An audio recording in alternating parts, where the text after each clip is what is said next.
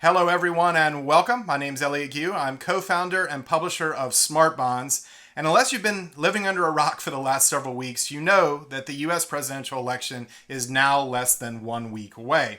And so today I wanted to address a market narrative that's been making the rounds really all over the place, online, but also even in some Wall Street level research I've read. And it has to do with Donald Trump's chance of winning the presidency and what that means for U.S. government bond yields for the bond market. So take a look at this chart. Some version of this chart has been making the rounds everywhere, as I said. The blue line there is Donald Trump's probability of winning the presidency, and that is based on the left-hand scale on this chart. And this is actually the odds imputed from the predicted online betting market. And this is an online market that allows people to bet on the outcome of the U.S. presidential election. I chose predicted because I actually have data for predicted odds, and I don't have data for all the different betting markets out there. But I will say that the predicted odds probability of Donald Trump winning the election have actually been a little lower than for other markets out there. But the basic idea is this. You can see the 10-year yields on the same chart as an orange line. And this goes back to early September, and that's very important, as I'll get to here in a moment.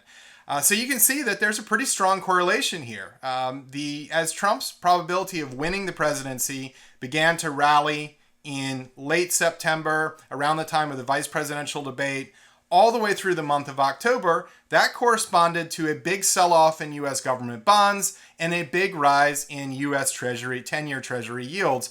So we saw yields under 3.8%, sort of at the end of September, getting all the way up to 4.2, 4.3% lately as Donald Trump's odds of winning the presidency or probability of winning the presidency has gone up.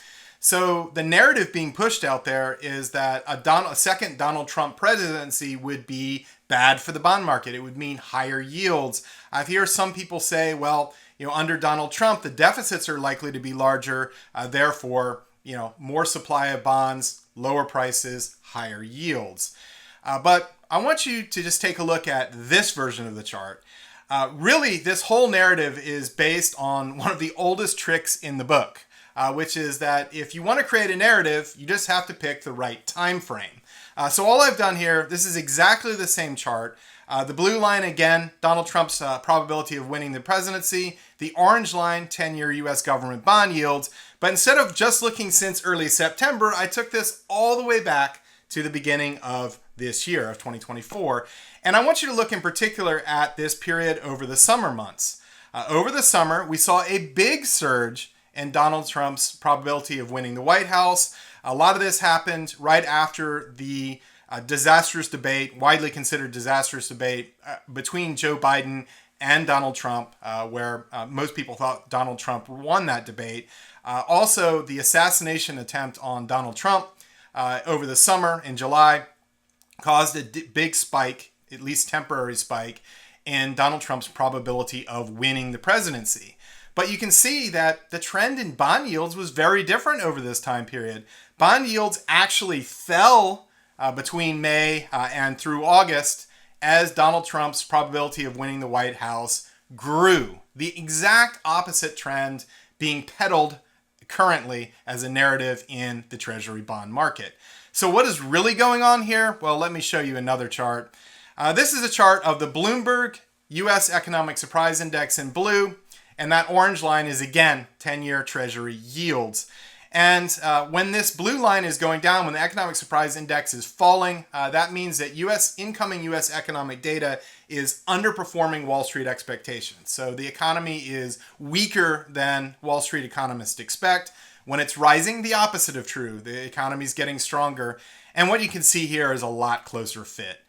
From early May through August, through most of August, the Bloomberg Economic Surprise Index was actually falling pretty steadily, meaning incoming economic data was underperforming expectations.